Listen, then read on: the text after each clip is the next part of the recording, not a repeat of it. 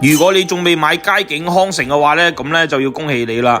依家呢4期啊，15棟呢，呢個140平方啊，直接送咗你成將近40個平方啊！嗱，入戶大堂呢都係帶埋冷氣啦，而且整體呢都係帶埋一個豪華裝修啊，使用率特別高。我哋上電梯去現場實地睇睇。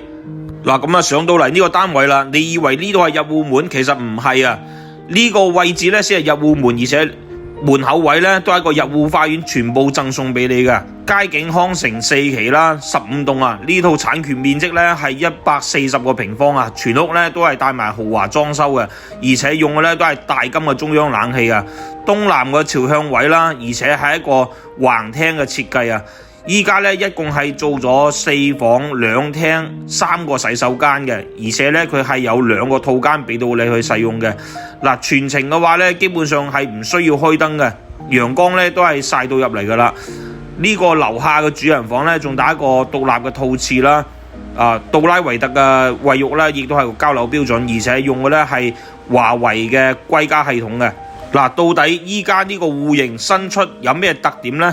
最重要呢，依家係樓上嘅呢個贈送嘅面積啊，佢直接呢係送咗你一個總統套房咁樣嘅空間俾你啊。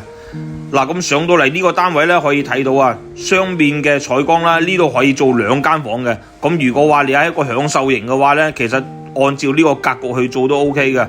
主人房呢仲帶埋浴缸啦、雙洗手盤啊，都係交樓標準嚟嘅。再出翻嚟睇下呢個主人房，有興趣嘅朋友可以留言嘅。Thank you。